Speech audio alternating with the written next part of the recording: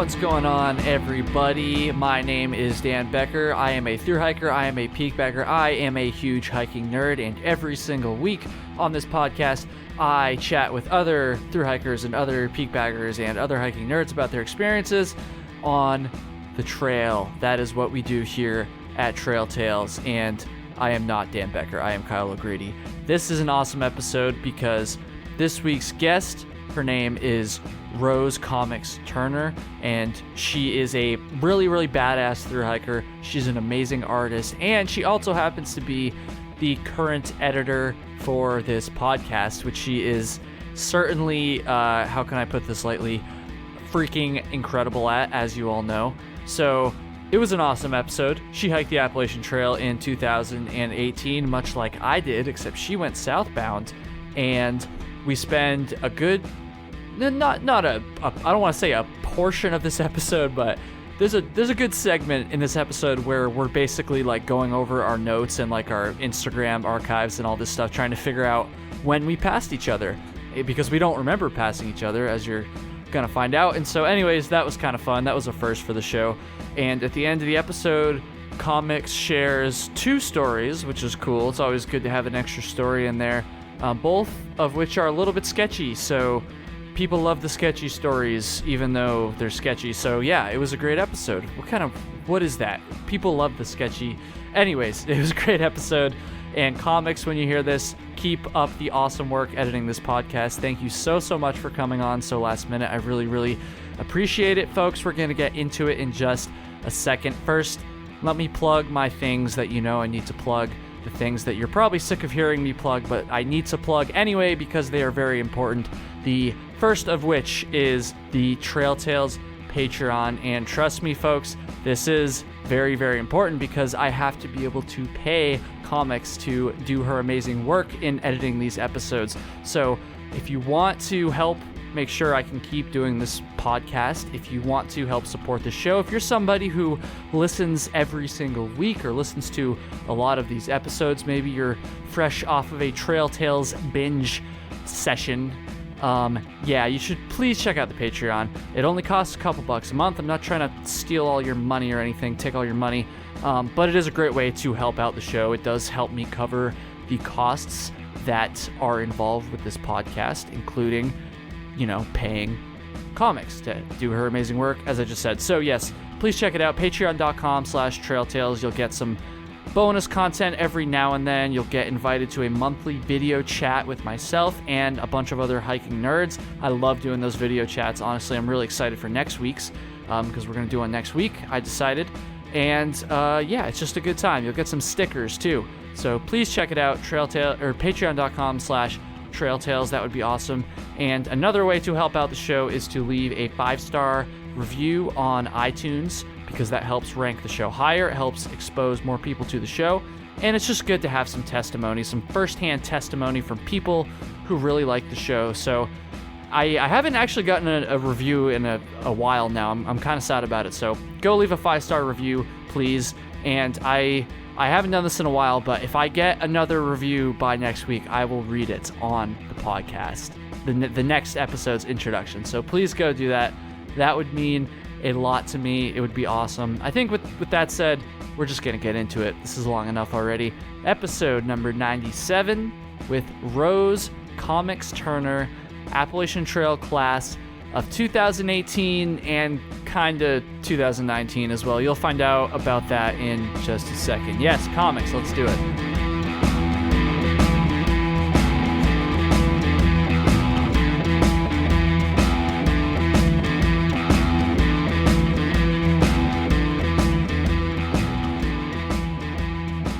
All right, here we go. We have a very special guest on today's episode, Rose Comics Turner. How's it going? It's going good, Kyle. It's a good day.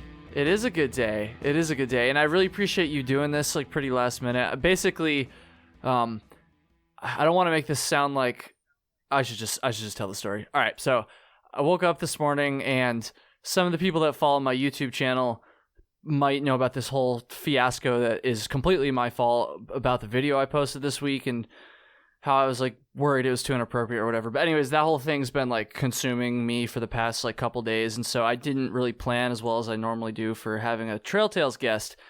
And I woke up this morning because I finally posted the stupid video, and I was like, all right, I got to put that behind me. I got to figure out what I'm doing for an episode this week. And I was like, okay, who can I have on the show that would do it like really last minute? And I was like, wait a minute. My editor is a thru hiker, and she has to answer to me, right? Like, kind of. So I was like, all right, I'll see if she can do an episode. And it just, I guess, just so happened that you could do the episode like, you know, the same day. So yeah, I really appreciate you making this happen so last minute. Yeah, the timing worked out really good. And I'm just really happy to be here. This is fun. It is definitely fun. So I guess I kind of just spilled the beans there, but for everybody listening, Rose is the current editor of Trail Tales. She has been doing it for, I don't even know now, a couple months, right? Something like that. Yeah. It's all just a blur for me, I'm gonna be honest. Time is weird this year. I don't know. Yeah. But she is much more than just an editor for a stupid podcast. She is an awesome hiker, and she's an awesome artist, hence her trail name comics. So we're gonna get into all that stuff today. And I am really excited. So Rose, I've hopefully done you a little bit of justice with that introduction, but probably not. So why don't you go ahead You did fine. And good to hear. And go ahead and introduce yourself, talk about what you've hiked. Yeah, you know the drill. You edit these episodes.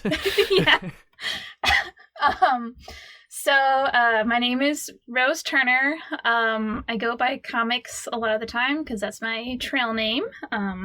That has become very near and dear to me. I got that trail name because I was hiking the Appalachian Trail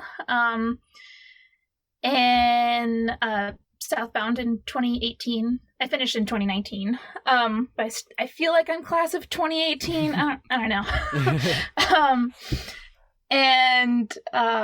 Yeah, I was making a comic for every day that I was on the trail, and so I got that name pretty quickly. I'm still working on those comics. I didn't realize how ambitious of a project that was going to be. Here I am 2.5 years after I started making the comics, and still have like 90 to go. Oh wow, okay. But yeah, It's been really good. Sorry. Go ahead. I'm just curious, like, so when you said you're gonna make a comic for every day, did you? Mm-hmm. I don't know much about making comics, clearly. So did you set out like intending to actually start and finish a comic every single day on the trail, or like I don't understand how you're still making them now when you're not on the trail, if that makes sense. Yeah, I got you. Yeah, so I brought all my art stuff with me. I still use, even now that I'm like off trail and have access to more things, I still use pretty much the same tools that I was using on trail. But yeah, I just ended up not having as much time for art as I thought I would while I was on trail. Yeah. So I did get a lot of them done out there, but yeah, I got behind very quickly and never caught up. Would you kind of like jot down ideas still, just so you kind of knew what to like make your comics off of? Like, yeah. Yeah, so I had a journal with me, just like a tiny little thing. And I wouldn't necessarily write in it each day, but I would try to make at least a note or two about each day. Like at least like jotting down where I camped a couple nights ago or whatever, and like something significant or like how I felt or whatever. Yeah. So like now I'll go back through that journal and I'll go through my photos from that day, and if I remember who I was with that day, I'll like maybe even ask them like, what was your perspective on that day, or like what was that one weird detail that I can't remember, or even like if I know they were posting a lot on Instagram or something, I'll just like stalk them for a second to get like another perspective, which can be really humbling sometimes. Definitely. What a like awesome way to kind of commemorate your hike. I don't even know if commemorate's the right word, but just to like Yeah. I don't know, have those to look back on, I guess, because for those of you that have never done a thru hike listening, I mean, and maybe this is probably pretty obvious, so maybe I don't even need to say it, but just for clarity's sake, like, so much stuff happens that, like, you forget, like, a lot of it, obviously. Yeah. Just like any other, 4 to 6 whatever month period of your life, like, you're not going to remember every day, and the same is true when you're on the trail. And so I think that something everybody should do, or at least think about doing, I'll say, before they go on a thru hike, is like just try to come up with some way to commemorate every single day on the trail. And that could be as easy as just taking a photo. A lot of people probably do that anyways, just in their normal life. You don't have to cut that out, by the way. I'm going to make it easy for you this episode. I'm so generous, aren't I? It could be a photo. It could be, you could make a comic or just some sort of artistic, expression like that. Or even what I just did, was I wrote down in my AWOL guide, which for those of you who don't know, it's just like it's the guidebook you take with you.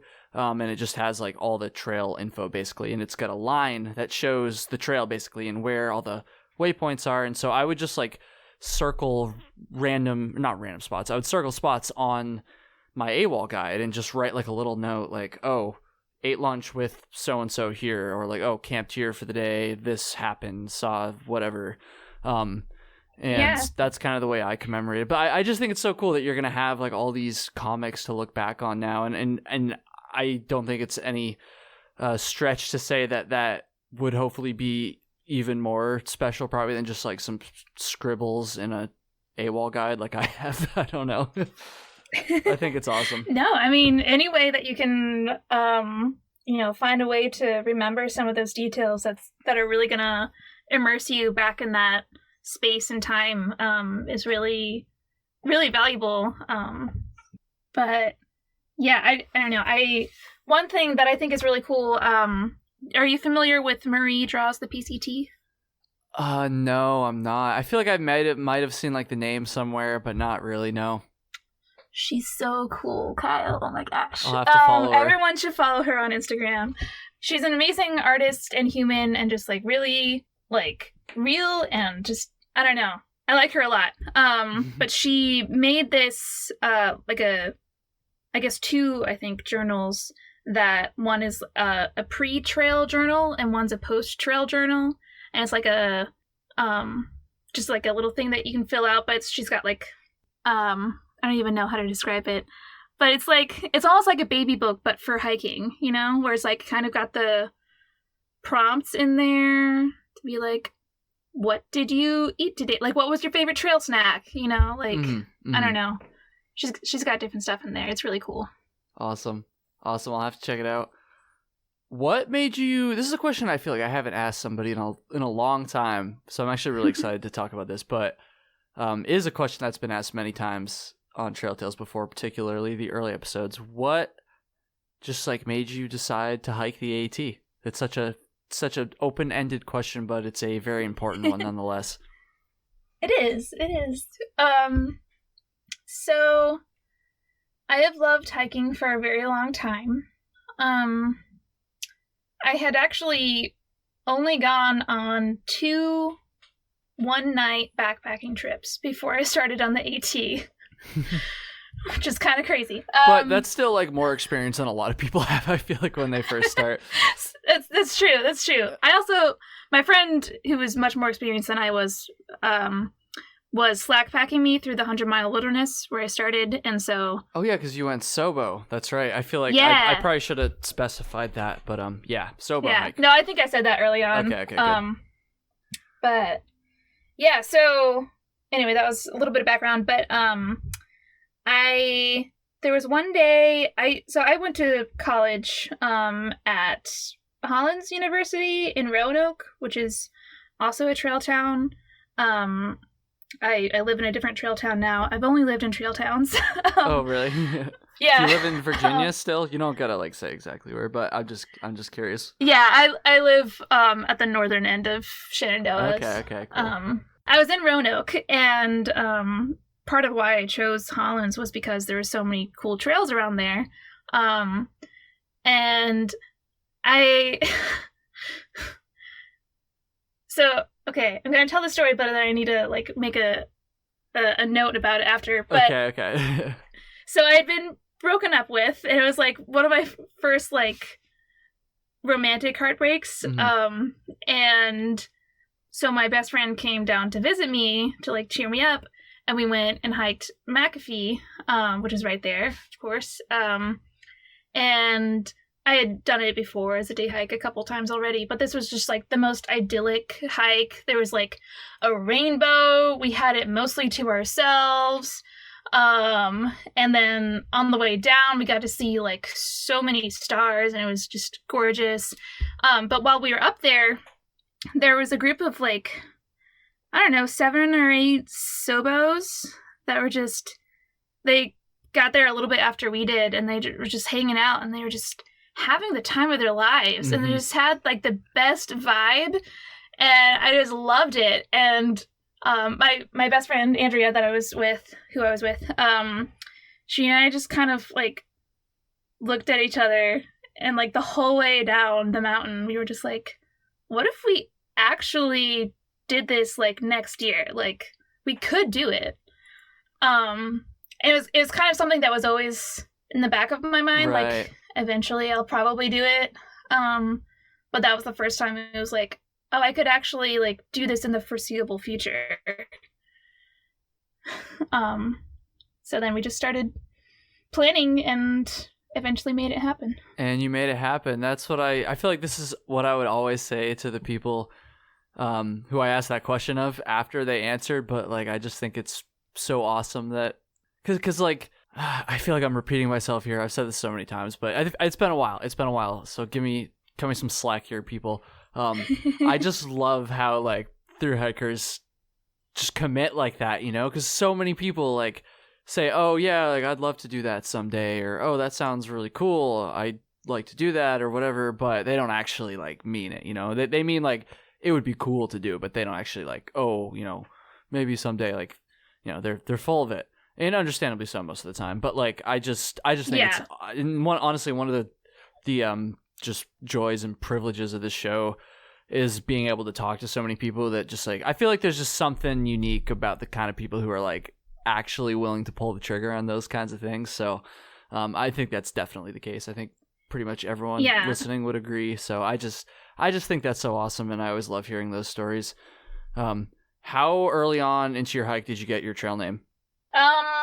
I got it when I was staying at Shaw's Hiker Hostel, which is the first hostel that you get to when you're going southbound. Mm-hmm. And that was, I don't know, it was probably like day 10 or something like that. Mm-hmm. And maybe I missed something in your previous answer. In fact, there's a good chance I probably did, because I suck. But why SOBO? Oh, it was partly the timing, because I was graduating in the spring. Gotcha. So that was a big factor. And I guess I feel like we just never even really considered going northbound. Interesting. Because most people it's the other way around, right? Yeah, exactly. It's just like, I don't really know quite how that happened in retrospect, just knowing that it's not the default. But I'm so glad I went southbound. I feel like overall the trail is I feel like all 3 of the Triple Crown, even though most people go northbound, from everything I hear, they all are better suited for going southbound. Ooh, that's a bold claim. That's just from what I hear. I haven't done the other 2 yet. Right. I haven't done And the PCT and CDT. I'm not hating on it. I'm just throwing that out there. That's a bold claim. And it's like, I'm not saying there's anything wrong with going NOBO. There's no hate. Of course. No, but just, that's interesting, because with the CDT, and again, you know, I haven't hiked the CDT or the PCT, so again, this is just going off of my research thus far, and honestly, a lot of that is just talking to people on this podcast. But the CDT, to me, it makes a lot of sense to go SOBO, but the PCT and the AT, I don't know as much, especially the PCT. I feel like I've heard people say the PCT is tougher to do SOBO because you have less time and some of the places close down and stuff if you're, by the end or whatever. Yeah. But why do you... I mean, I can totally understand the AT. I would say the AT is probably just as good either way. I don't really see any clear advantages or disadvantages either direction, but I don't know. What are some of the advantages that you discovered going SOBO, I guess?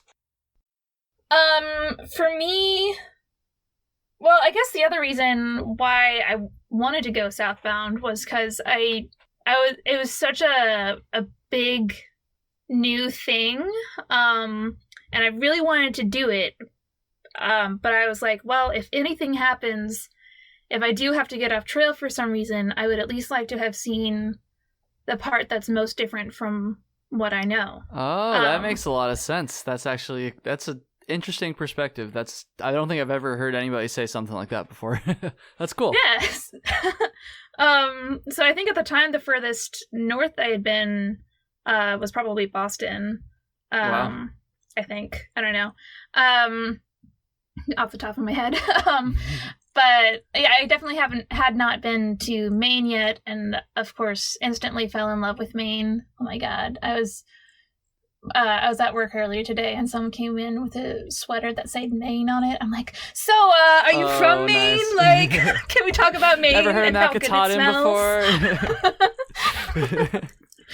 It was great. Maine is awesome. I love Maine.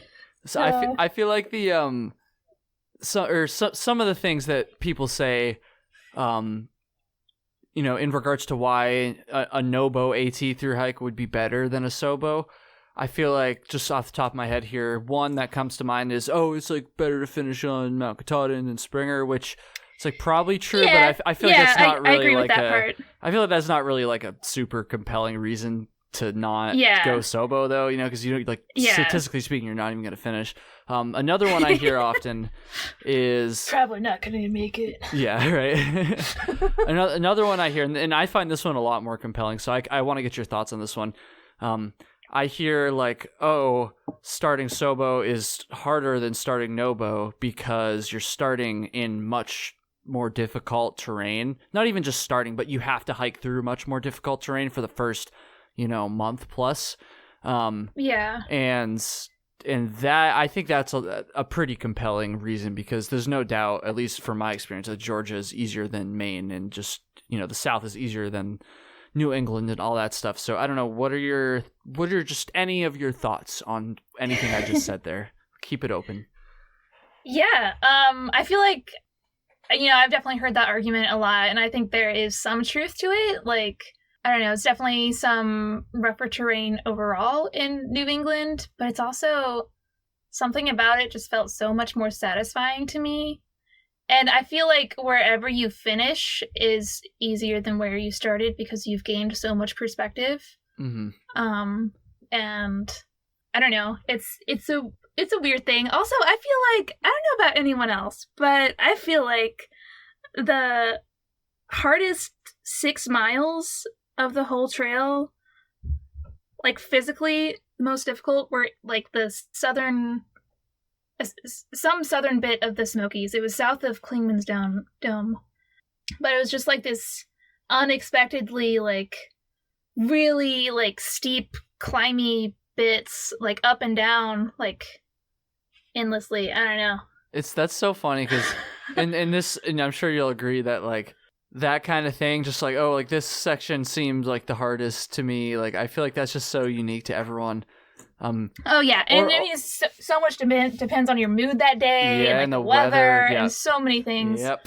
Oh, you're absolutely right. Because I'm thinking about that, and I'm like, I don't remember that section being very difficult. I'm not gonna lie, but I do remember the freaking Mahoosuc Notch. Like, I genuinely, the day that I went through there was the hardest day on the entire trail for me physically, without a doubt. And it's like, Flossie and I were talking about this the other day.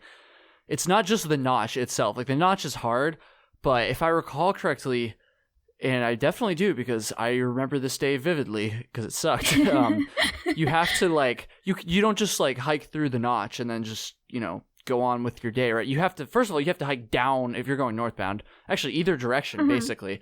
you have to go down something really steep and challenging just to get to the notch. Then you have to go through the notch, and then you have to go back up something really steep and challenging.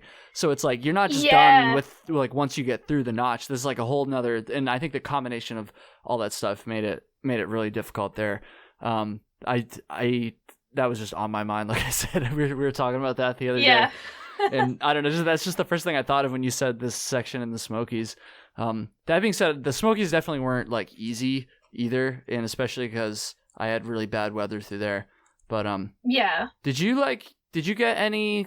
I mean, it must have been like pretty damn cold by the end of your hike, even though you were in the South, yeah? Oh, yeah. So that's kind of an important detail for my through hiking story. So I hiked from June 10th to October 31st, and I got off in Bland, Virginia, of all places, or a little bit south of there, technically. But I had to get off trail for about 5 months. And then I got back on and finished southbound from like April to May. Oh, okay. I gotcha. That makes Which was interesting. That makes a lot more sense than just like hiking through Christmas into January. Yeah, I had kind of a lot of I'd had kind of a lot of setbacks. I had a stress fracture in my foot that I just kept on hiking on for 500 miles because that's totally recommended. And I don't know, winter was coming really early that year. And it was just not fun, and I was hiking alone at the time too, so I was just like, I should really just get off trail for a while and make sure I have any enjoyment whatsoever of the rest of this. Yeah, well, that's a wise decision for sure. Was it hard to bring yourself back on trail? Because I feel like, and this is something I was very mindful of when I was on my thru hike, I was like, I do not want to leave the trail and go home. Like I mean, obviously, like, sometimes you have to.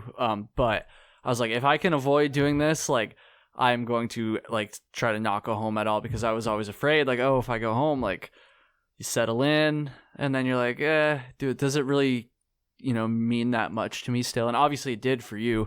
So I don't know. Can you just talk about that a little bit? Did you ever like second guess going back out there, or was it always just like, I have to like keep going? It was definitely incredibly difficult to be off trail, especially since I was like somewhat immobile with my stress fracture, and my brother had totaled the car that I was using while I was off trail. So I was like, I'm sorry to laugh, but that's kind of funny. I'm sorry. No, it's like morbidly funny. Yeah.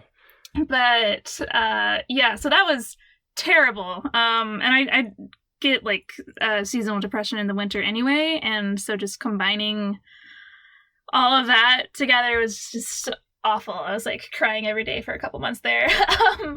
But and also just like not, because it took me so long to see any kind of doctor about my foot. I didn't know yet that it was a stress fracture. I just knew that I couldn't really do much with it. Oh jeez. And so, like I said, I got off trail October 31st and didn't see, it ended up being a chiropractor that I saw, until like mid-February. Oh, jeez. Because I can be an idiot and stubborn, and B, I didn't have money, and C, I didn't have, I didn't want to face the possibility that she would tell me that I shouldn't get back on the trail. Yeah. That can be tough. But it sounds like you were pretty committed to going back out then, huh? You didn't really... I was. So I just think that's interesting, because that's definitely not the case with a lot of people who get off. Because I feel like a lot of people, they're just like, maybe they get off and they're like, oh, maybe I don't want to... Because, I mean, people quit the trail that are on the trail, let alone like people who get off the trail with the intention of going back, and then they're like, so I don't know. I just think that's really cool how you were just so committed to it that you were like, even though you're injured and you don't really know what's going on and there's all this uncertainty, you were still like, no, like I need to finish what I started. I think that's awesome. Yeah. And just like, like when I don't know if you felt this, but like when I got off trail, I felt like really out of place. Like I had grown so much on trail and like changed a lot, and I felt like I didn't really fit where I was anymore, or where I went back to. Mm-hmm. And so I was just like really disconnected, and I just wanted to be who I was on trail again. Mm-hmm. And it's like I needed that closure to be able to continue and That get makes back sense. into the Matrix, so to speak. Yeah. No, that definitely makes sense. And I guess after you finished, how did you feel when you finally got home in comparison to how you felt when you left, because of the injury and time and all that stuff? So much better. Okay, So cool. much That's better. good to hear then. That's good to hear. I mean, partly I think a lot of it had to do with the fact that it was like springtime and not like true. getting into a cold, dark winter. That you is know? so But- true, honestly, because yeah, now that I think about it too, because I finished relatively late, October 1st, and it was like, I mean, I was fine, but I also don't like this time of year very much either, if I'm going to be honest. Yeah. So, especially up It's here in not the fun. Northeast where it gets freaking dark at 4:30. I hate that. I know. I just like the sun, Kyle. I know. I do too. Yet here we are on the East Coast. Yeah. Anyways, so we've had this conversation before. We had this conversation when we did our little like introduction chat, but I don't remember what ended up happening. So I always, whenever I meet someone who went SOBO in 2018, like you always got to figure out like, okay, like when did we pass each other, right? So what did that end up coming to? Do you remember? Wait, yeah, I don't remember. I think I do remember that we talked about this. Okay, so let's narrow it down. I'm trying to think. So you started. What was your start date again? June 10th. June 10th, and you were in Virginia, southern Virginia. You said Bland when you got off. Yeah. So, all right. What's my rough estimation here? Picture the East Coast, Kyle. All right, where were you, or when did you get to like New Hampshire? I think it was the beginning of September. I remember I crossed into Hanover the last day of August. So yeah, like right at the beginning of September. Okay, so it would have been further south. When did you get when were you going through Pennsylvania? Sometime in earlier August. I don't remember exactly. Let me pull up my Instagram. Okay. I want to figure this out because like it's I've yet to ever like meet or talk to anybody that like I was able to actually like nail down when we like passed each other, let alone actually remembered passing. So it's on my bucket list. Okay, let's see here. I have a picture from Port Clinton. Or, excuse me, where is this? Delaware Water Gap on August 2nd? Does that seem right? Maybe? Yeah, because I was in Harper's Ferry August 2nd. Where were you on August 2nd, 2018? Let me pull out my We're going to get to the trail bottom journal. of it, folks. And then what's going to end up happening is we're going to be like, oh, okay, I guess we passed each other within this range of days, and we don't remember it because we don't remember passing each other. But I still want to know. I know. Okay, I wait. want to You know said too. August 2nd. Yeah, that's when that's when I posted a picture from Delaware Water Gap. It might have been like a day or two after I was there, but something like that. I feel like it wasn't though. I feel like because Virginia was basically July of my life that year. And then I finished Virginia like right at the end of July, I remember. August 1st, I was at Killington in Vermont. Okay, so it's somewhere between... It's sometime in the month of August. We know that. Okay, we're narrowing it down here. So sometime in like mid-August, I'm guessing, maybe? So maybe that seems about right. So maybe like a couple weeks. Maybe somewhere in like Connecticut. That's my guess. Yeah. I don't remember what we came, like, I don't remember what we agreed to last time, but I feel like somewhere in, like, Connecticut or New York is probably where it was. Yeah. But Who knows? On August 13th, I climbed or camped by Greylock in What like records? What records are you looking at? Because I could go get out my AWOL guide I mentioned before, where I have all the data there. Yeah. Should I do it? I'm looking at my journal. Let's do it. Let's dive in. Right. Give me like 2 seconds to grab this. Okay. I like this. This is like a first. Like we're really, thankfully I have this. Investigating. I know, this is fun. I've never gone like this in depth. It's usually like at first, like I'm all stoked about it. I'm like, oh yeah, we gotta figure it out. And then we just end up like, yeah, probably at some point this month was when we pass each other. But anyways, so I'm guessing like around New York based on what you just said there. Oh God, this is not very organized here. It also didn't help that I like cut my AWOL guide into 4 different pieces and then like duct taped them together to save weight. So half the pages are like falling out, and I have all my beautiful notes I was talking about earlier. Like for instance, on day 80, I passed the Kittatinny Mountain in Pennsylvania, and I wrote "nice summit." Don't remember that, but. Glad I have that. I got wrecked on day 80. Oh, still day 80. All right. Anyway, sorry. Okay. Take notes. Everyone get wrecked on day 80. I haven't looked at this in a while. I need to go north. Okay. I don't really have I thought I had my like days of the like I don't have my dates. I just have like day 92, day 90. I didn't have that much foresight, unfortunately. Oh, okay. Gotcha. You didn't know that you were gonna try to pin this down years later? I didn't, but I can figure it out though, right? Because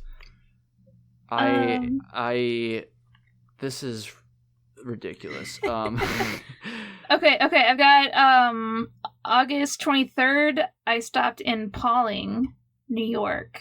Pawling, New York on August 23rd. Okay. Hold on. I need to do some quick math here. I can figure out the actual date if I know. I'm pretty sure. I just want to make sure. I think it was 140 days.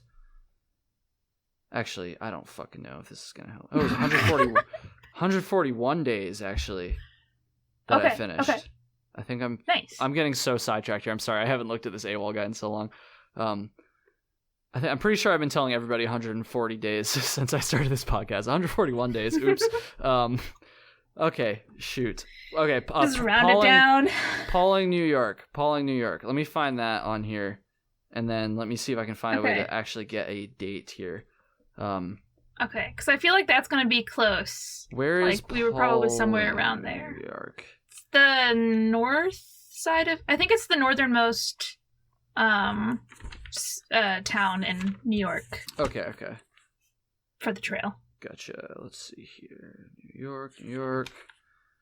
I hope this is entertaining for everyone else because I'm enjoying it. I don't care if it is because it's entertaining for me. Just kidding. I care. I see. Okay, Pawling, New York. I wrote the day I crossed there. I wrote complained about yellow blazers with Indy.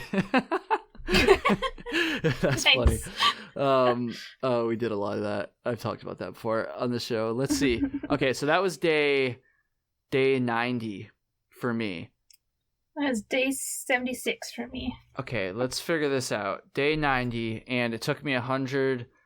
Oh, this is so much harder than it should be for me. 141 minus 90 is 51. So that means I was 51 days away from October 1st. So how do I calculate that on a calendar? Okay, so wait, hang on. What day did you start? May 14th. Okay, and you finished October 1st. All right, I'm looking back at the calendar.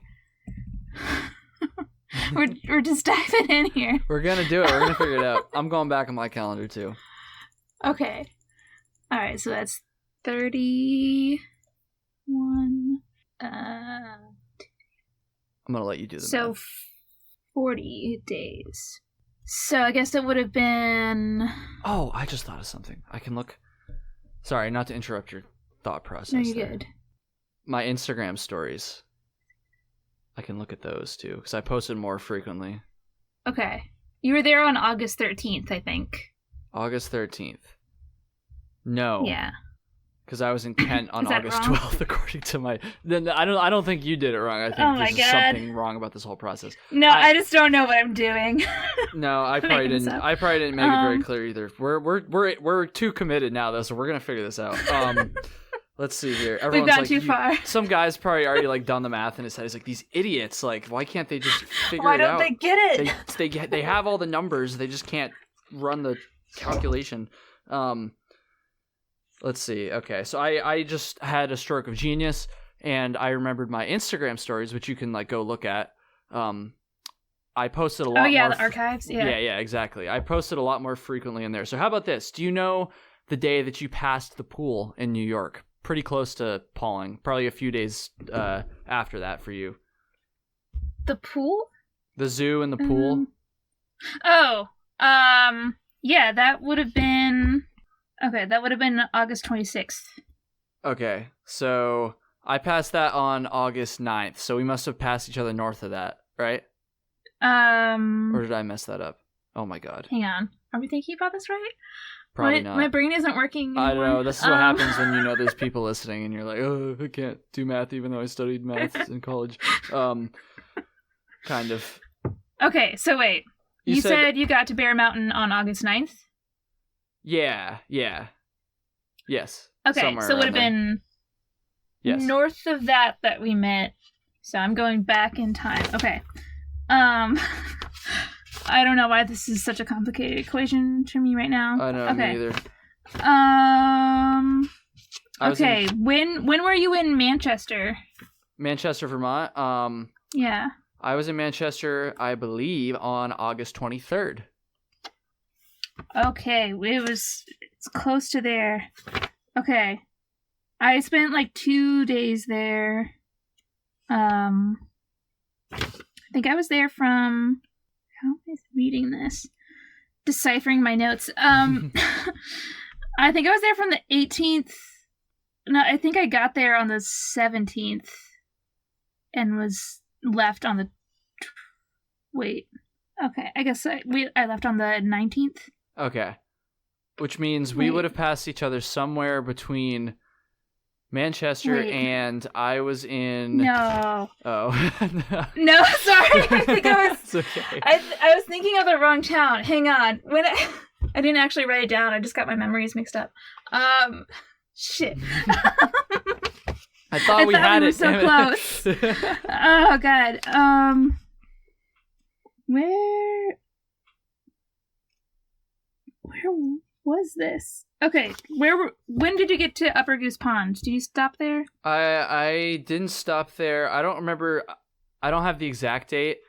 It was probably the 19th, actually. I believe it was the 19th. Okay. Something like that. Maybe the 18th.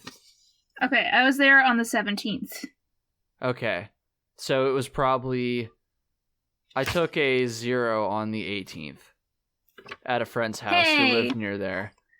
Okay. Or maybe it was the 17th that I took a 0. Fuck.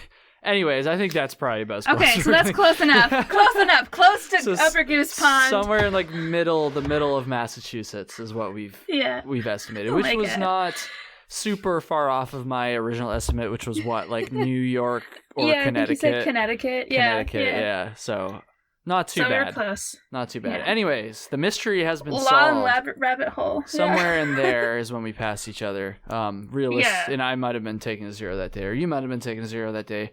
Who knows? Yeah. Anyways. Did anyone randomly give you a Snickers? I don't recall. Right around then? I don't recall. Were you just passing out Snickers? There was a day right around there that I just like had a bunch of Snickers and wanted an excuse to talk to people because I was sad. And so I just like was giving out Snickers. Just handing out Snickers. No, I don't recall getting any Snickers. I'll have to ask my friends though. That's so funny, damn. Okay. That's hilarious. I don't even know where to go now. we Anyway, solved the after mystery. Yeah, after that. Our work here is done. I mean, it's still a little bit early to get into a story, but didn't you say you had 2 stories, actually? I do have 2 stories. I could just tell them both. I was going to say, I don't really think there's much else that we can squeeze in between that entire shebang and story time. So 2 stories silly. is good, though. 2 stories is good. So let's hear some stories. All right. I guess we'll just do it in chronological order. It kind of makes sense. Sure. So the first one is just while we're talking about the AT. Is my super sketchy hitchhiking story. Oh, it's been a long time since I've had one of those too. Yes. I mean, no, I'm not good that you had a sketchy hitchhiking story, but I'm excited to hear it. Anyway, sorry. So, Mom, if you're listening, you can stop listening. Oh, So I'm just going to preface by saying I've had some really great hitchhiking experiences. But yeah, this one day I was, what's the name of that town in New York? It's not Pauling. It's not Pauling. It's the one with the drive-in movie theater. I don't remember. I only stopped in like Harriman. Okay, that's not what it was. Port Jervis, I think, is another one I recall seeing the name of. No. I might be mispronouncing that. I don't remember. I don't feel like digging out my AWOL guide again. Okay. I don't know. It doesn't really matter. But so I was in New York and I was alone at the time, and I had kind of like lost my partner on the trail. And like didn't know if they were ahead or behind me. I'm just like, I don't know.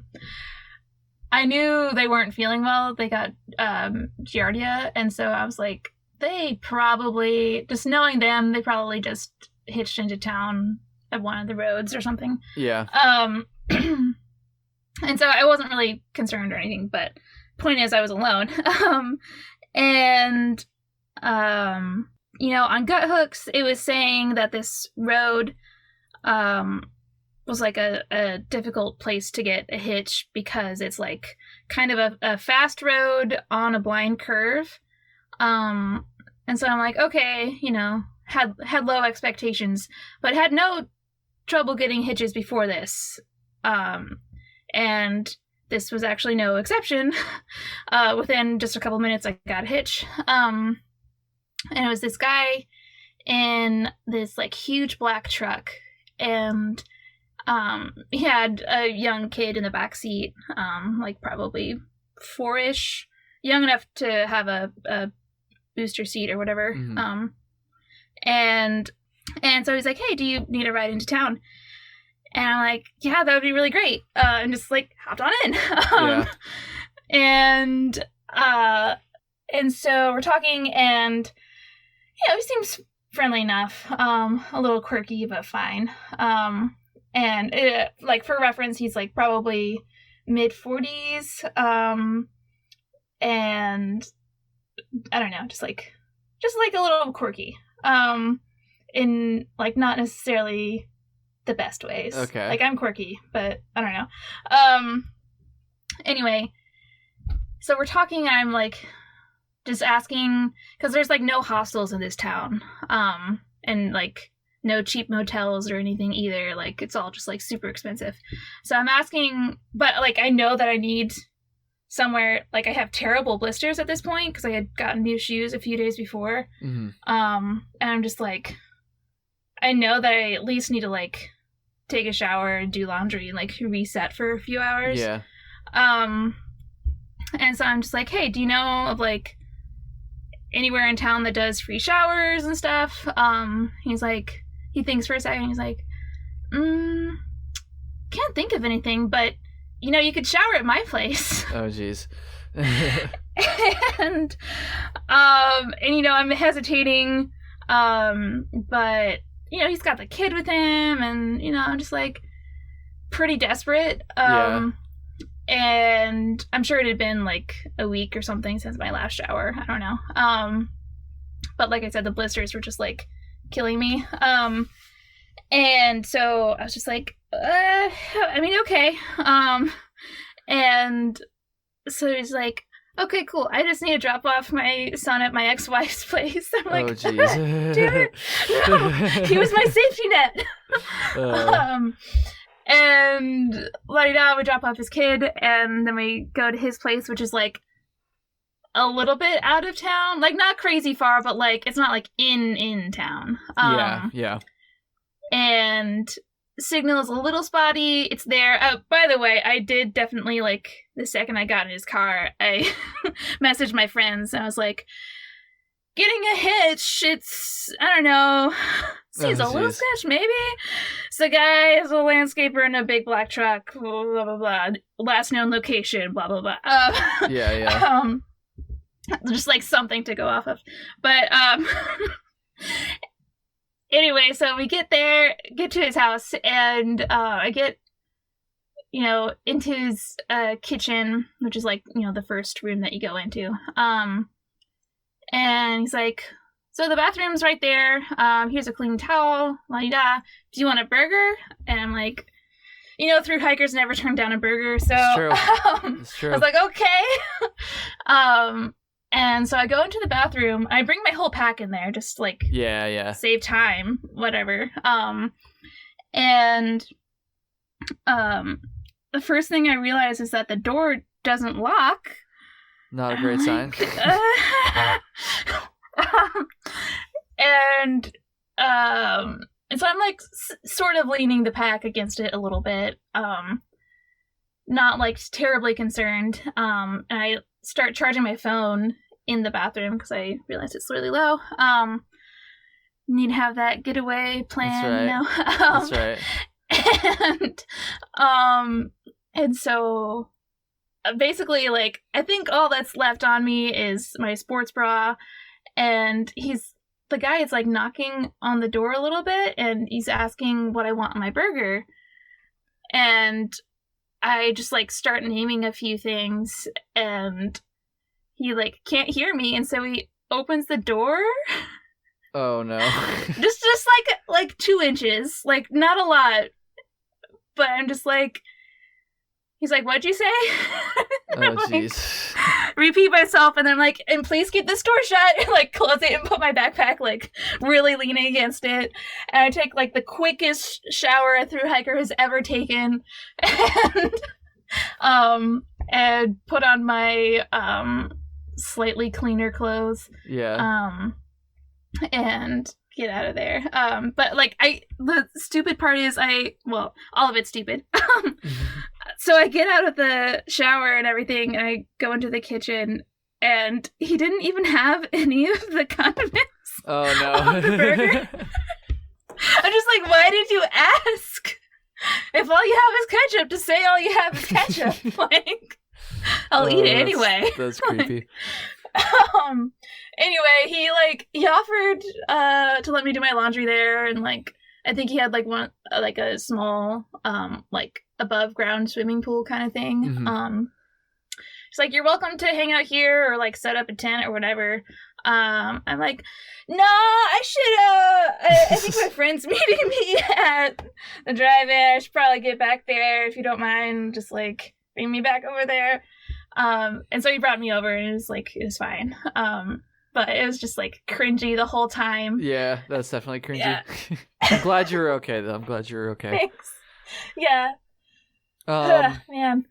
All right. How about? Sorry, Mom.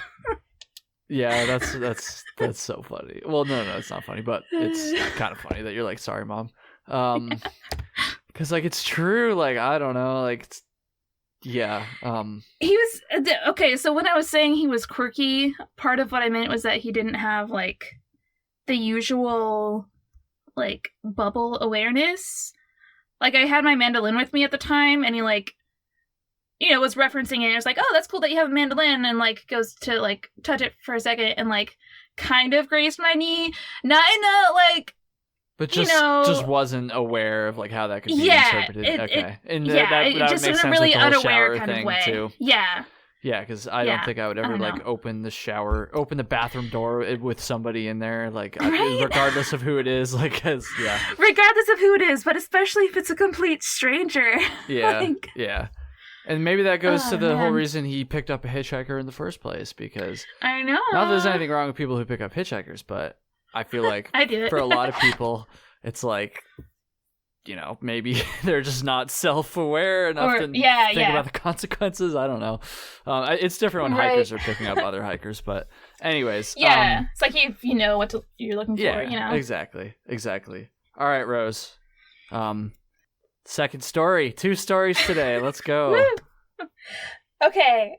So the other story, at the beginning of this year, I went to Ireland before COVID got crazy in the US, or in Ireland, for that matter. And I was actually starting off the trip by visiting some really good friends that I met on the trail, who are from Ireland. And that was really lovely. And then I left their place in Cork and like kind of bussed up to pretty close to Slieve League, which is where the International Appalachian Trail begins. Or the part that goes through Ireland, I mean. And that is like, I think 280 miles long, and it kind of goes west to east is how people usually do it. Anyway, so I was planning to do that whole thing over a couple of weeks, and so I get out there, and mind you, this is late February, in Ireland, which is cold as it is. And so I get out there, and I don't actually get started until about 2 or 3 in the afternoon. Okay. Just with the way the buses worked out and everything. I'm just like, well, I may as well get started, right? And like not try to spend money on lodging if I can avoid it, you know? Mm-hmm. So I get out there and start walking, and it is gorgeous. Like, this is probably the most beautiful day of hiking ever that I've had. And it's just like stunning. You're like right by the coast. And like I said, it was already like, you know, whatever, late afternoon in February. So it's like, I'm like going through golden hour. And it's just like so beautiful. It's raining off and on. See some rainbows, some really dramatic sky stuff going on. But it's also super, super exposed and and pretty cold and extremely windy. It's ridiculous how windy it was. Like, it was literally knocking me over. I literally had to like just sit down and wait for the wind to die down a few times. Oh. I was just like, I wasn't expecting this. And I mean, I knew it was going to be exposed. I just didn't really realize the level of wind that was going to be coming my way. Mm-hmm. And so I'm hiking along and just like not going nearly as fast as I expected to, because of the wind and the rain. And there's also snow that I'm hiking through, like it had already snowed in some parts, like just snow on the ground. But then later on, it's like snowing and there's a little bit of hail in there. I'm just like, and the temperature is dropping and night is approaching. And there's this one part where like, even in the guide, it says like, yeah, there's not really a trail for this part. Oh, jeez. And so I'm just like trying to get as far down the far side of Slieve League as I can. I'm just like, okay, whatever. It is dark. It is snowing. I am completely soaked because I've fallen a few times in the snow and it's been raining. And I'm like shivering. And if I don't get warm soon, I'm at least gonna start making bad decisions. And like, yeah. So I just got as far down as I could and just kind of picked as flat a spot as I could find. It wasn't very flat, but like it was very much still on the slope of this mountain. But yeah, I set up my tent somewhat haphazardly and like changed into all of my warm clothes or dry clothes, and was able to actually get like fairly warm again soon enough and like stop shivering and stuff. But like I wasn't gonna be able to cook any food, right? So I just had like a couple snacks left. I'm like, okay, I'll have 2 snacks left now and my last snack in the morning. And fortunately I had signal, oddly enough. And so I was like staying in good spirits the whole time because I was just like keeping in touch with some of my best friends back in the States. And it was like, just in case anything happens, here are my coordinates. And also, I'm planning to go to such and such B&B in the morning. Or we'll probably knock on their door in the middle of the night if I get too cold and wet to make it through the night, staying still. And so I like don't sleep at all this night. It is a very long night because like I said, I set up my tent like so haphazardly, and in my defense, there wasn't really much choice in that terrain. I could have done it a little bit better, but because it was snowing and hailing so much anyway, like it just kind of inevitably collapsed on me. I'm surprised that I was able to stay fairly dry most of the night, but like, yeah, that was a very long night. That sounds like a very long night. Yeah, It doesn't sound fun at all. Okay, Kyle. I wrote a song. You wrote a song? I recorded it and sent it to my friends, and then I wrote a will. You wrote it? Oh my god. I recorded a will and sent it to my friends. You must have been feeling pretty creative that night, jeez. Yeah, those creative juices were just flowing, man. I started a podcast. I made a YouTube video. No, not to make fun of your misery. I'm sorry, but I just think that's a song and a will are 2 very different things. I know. Oh man. But yeah, I mean, like I said, I was in good spirits the whole time. I mean, my friend Dina, who teaches a wilderness survival class and is an absolute badass, she always says the first tool for survival is a positive mental attitude, and I totally agree with that. But yeah, I just like, I think I managed to sleep for like 1 hour, basically from like 5 to 6 a.m. After I'd written my will and a song. Once I finished all my work for the night. Yeah. You know, I've been procrastinating all day, you know, just had to get it done. Finally have time to write this goddamn will I've been procrastinating. Well, I guess now's the time. No. Oh my god. So, yeah, no, I was just like waiting for the dawn. Which is more or less what that song was about. It was like waiting to hear the first bird of the morning. But yeah, like the second there was light, I just started packing up and booked it. But yeah, that was wild. And then I got to the B&B where I was planning to go to, and they were closed. Like for the season. Nice. And I'm like, oh, well, I guess it's not such a bad thing that I didn't try to push for that last night. I don't know.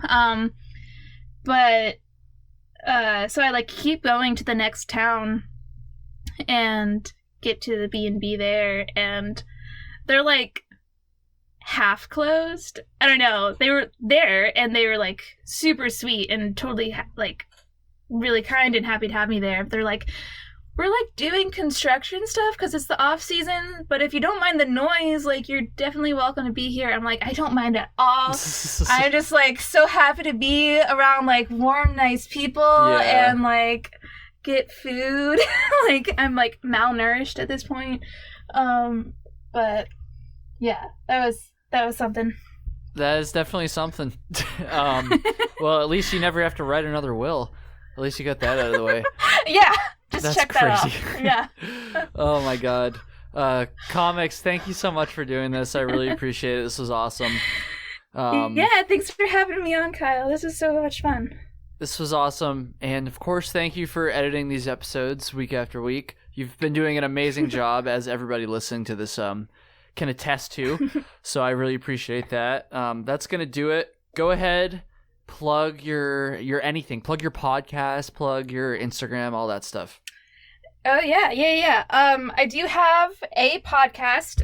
It is called Journeys Through Art. And basically, in each episode, I interview an artist adventurer from around the world and just, like, dive into the way that they find the intersection between art and adventure. I'm really excited about this next season because I've got some really cool guests, which will start in January. But some of those guests are like Luke Healy and Cindy Ross, and I've got a caving photographer that I just interviewed. It was such a cool conversation. Yeah, so that's a whole thing. That's Journeys Through Art. You can find that most streaming places. And my Instagram is at Rotu Comics. That's ROTU Comics. I also have a Patreon page if you want to support the arts. Hey. That's yeah. Patreon.com/ROTU. And you can find pretty much everything from Instagram and awesome. Patreon as far as my stuff goes. Yeah. Cool. That's gonna do it. Yeah, you get to listen to this episode again. So have fun. That'll be fun hearing my own voice. Yay. Trust me, it's a lot of fun. I did it for almost a year and a half or something like that. Anyways, thank you, comics. Thank you to everybody listening. Almost at episode 100. That's awesome. Yeah, have a good one, everybody.